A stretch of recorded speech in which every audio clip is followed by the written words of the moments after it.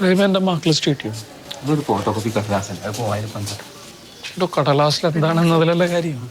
അതിനെയാണ് ചോദിക്കുന്നത്. അതിലിപ്പോൾ നിങ്ങൾ മാർക്കല്ലേ ഉള്ളൂ. എൻ്റെ മാഷേ, അത് ഓഫീസിലുണ്ടാവും, ഞാൻ തപ്പി നോക്കാം. നിങ്ങൾ പെട്ടെന്ന് പോയി പോസ്റ്റ് വായിച്ച് സന്തോഷിക്കും. ഭാര്യയാണ്. ഹലോ സാർ,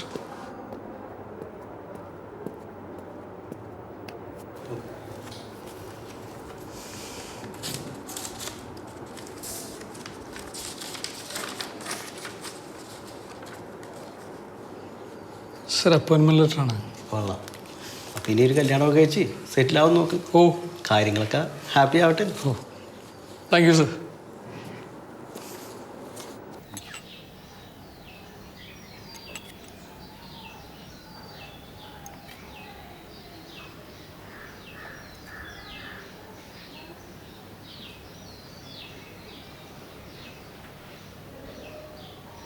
കുടിക്ക് മോനെ, ഓറഞ്ച് ജ്യൂസാണ്, കുടിക്കേ.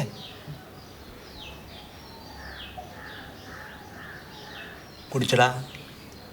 അവനൊരിത്തിരി നാണക്കാരനാണ്. കഴിക്കൂ. ഇതാണ് മോള്.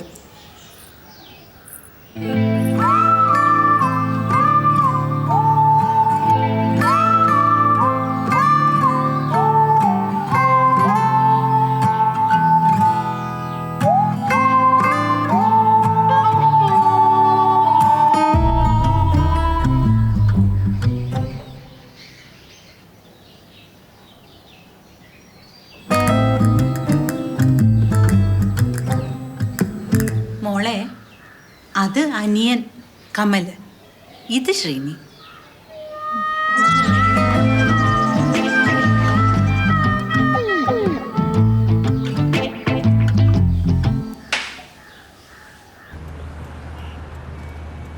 എനിക്ക് ആ ബ്രോക്കറെ ഒന്ന് കാണണം. ബ്രോക്കറെ കുറ്റം പറഞ്ഞിട്ട് എന്താ കാര്യം?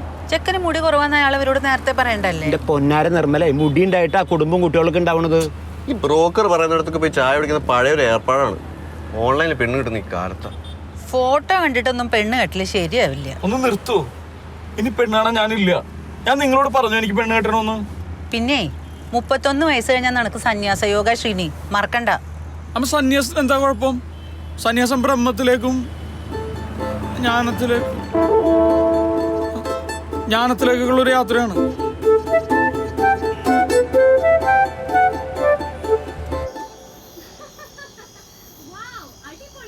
നീയും ഞാനും മാത്രം അല്ല, എനിക്ക് ഇഷ്ടമുള്ള സ്ഥലത്തേക്ക് പോവാം. ബൈക്കിൽ പോവാം. നീ പറയുന്നിടത്ത് ഞാനും. എന്നിട്ട്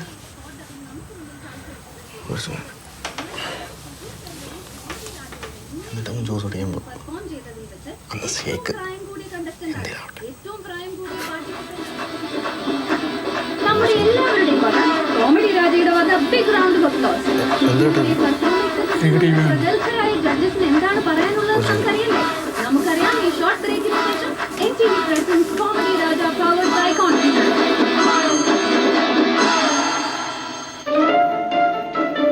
മുടിക്കൊപ്പം നിങ്ങളുടെ ഉറക്കവും കൊഴിഞ്ഞു പോയോ? കോൺഫിഡന്റ് ആയിരിക്കൂ. കോൺഫിമാൻ നിങ്ങൾക്കൊപ്പം. Confiman hair fixing, Dubai, Karama and